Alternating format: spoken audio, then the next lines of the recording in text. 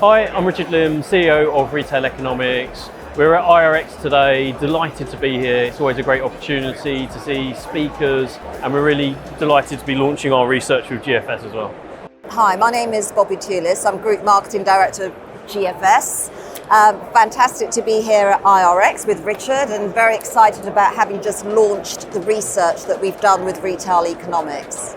I think one of the most interesting parts of the research was understanding that delivery impacts the whole of the customer journey. And actually, although there's this kind of conception that you get to the point of checkout and whether or not there's delivery options that suit what you want for that particular time, actually people are bringing forward the delivery importance at the beginning of the customer journey. And that's actually impacting who they decide to shop with as well. For me, what was really interesting was actually being able to quantify what it costs retail businesses in terms of lost sales at the checkout due to poor delivery options. Because we've always known as an industry that this is a problem, this is an issue, but we've never been able to really quantify it. And for me, this is a real breakthrough to be able to show the scale of the problem and the opportunity cost of that problem. Some of the biggest barriers at the moment around expanding delivery choice for retailers comes around cost. And so retailers' margins are under pressure, and they are having to look at ways to try to prioritize cost cutting.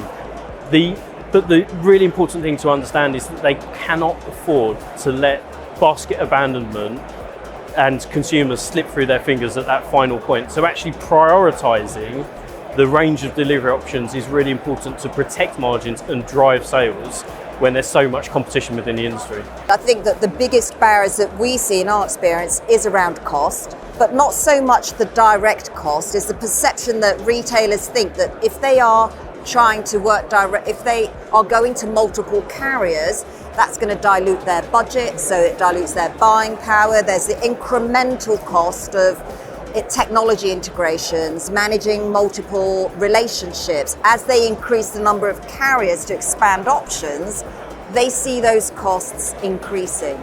So it's the cost of expanding delivery options, and really the cost and overhead of expanding the number of carriers that they work with. I think the main message for me to deliver to retailers is understand your customer, and understand that your customers want a variety of delivery options that are dependent on what they're shopping for, the price point, whether it's a gift, whether it's a distress purchase, and actually having a range of different options to cater for all of those different scenarios has become so much more important now. So if I had one message to leave with e-commerce retailers, it's quite simple. It's really around, see delivery differently, which for us is about breaking with the tradition of having multi-carrier solutions by working with multiple carriers, because that's the traditional way of doing it, and actually breaking those traditions and looking at other ways to achieve multi-carrier solutions, perhaps working with a single multi-carrier, whether it's someone like GFS or a 3PL. There are plenty of options out there. Yeah, Bob, I completely agree with that. And so one of the main findings, the cornerstone of the research really was quantifying this figure around basket abandonment. And what we saw is that it equates to £31.5 billion a year that is left at the checkout. And actually 7.2 billion of that is just because retailers are not offering the different options in terms of delivery.